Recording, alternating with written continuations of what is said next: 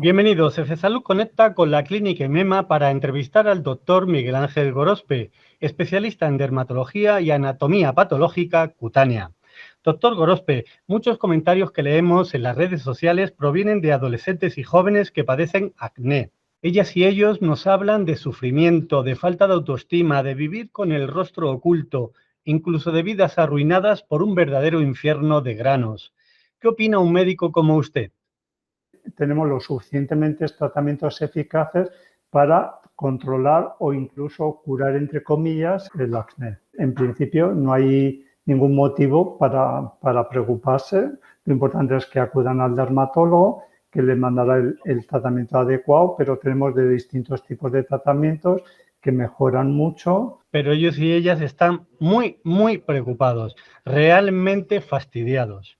O igual no van al sitio adecuado o uno se informa de forma errónea en las redes por medio de influencers, por decirlo de alguna manera, que igual no le dan los consejos adecuados. Precisamente, doctor Gorospe, ¿qué son las famosas espinillas? El acné se caracteriza por un exceso de grasa, es decir, lo que llamamos seborrea. Este exceso de grasa afecta a la unidad pilosebácea y este exceso de grasa va a producir, por un lado, los comedones, que son los puntos negros o puntos abiertos. Si hay mayor queratina, hay lo que llamamos pápulas, que son granitos más grandes. Si tienen pus, hablamos de pústulas. Y cuando ya son muy grandes, pues hablamos de acné quístico. Según eso, pues lo vamos clasificando en acné comedoniano, acné moderado, si hay pápulas o pústulas, o acné quístico, pues cuando hay quistes.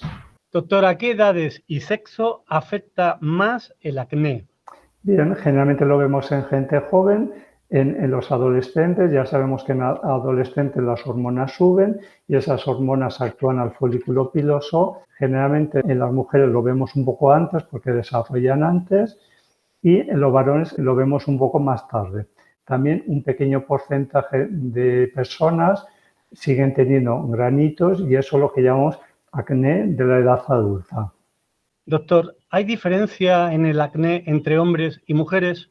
Bueno, generalmente en los varones solemos ver un acné más explosivo. En cambio, en las mujeres el acné no es tan aparatoso. Lo único que las mujeres, sobre todo si tienen alguna alteración hormonal, por ejemplo, ovarios poliquísticos, suele ser más duradero. Doctor, ¿cuáles son las principales causas que originan el acné? Bien, por un lado tenemos la genética y por otro lado tenemos la situación hormonal. Por eso lo vemos sobre todo en adolescentes. ¿Y cómo podemos ayudar a nuestro organismo a disminuir el tamaño y la frecuencia de los granos?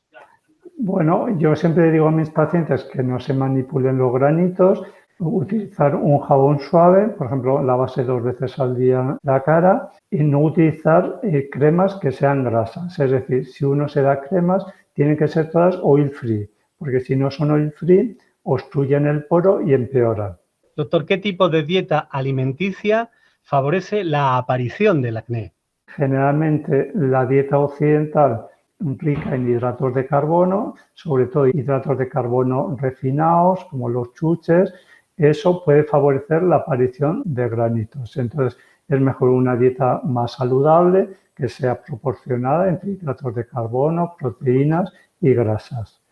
Y por otro lado también lo han relacionado con el consumo de lácteos y dentro de los lácteos sobre todo con la leche desnatada, porque la leche desnatada hace que se libere mayor índice glucémico y ese mayor índice glucémico hace que se libere insulina y esto hace que aumenten los andrógenos y que favorezca los granitos.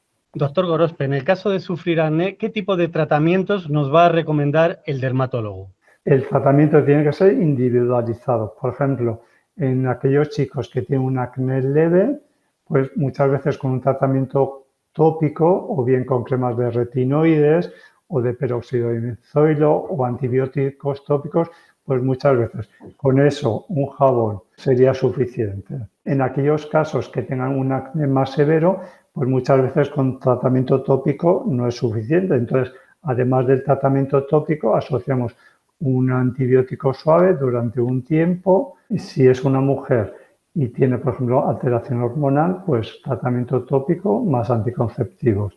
Y si es un acné severo quístico, el Roacutan.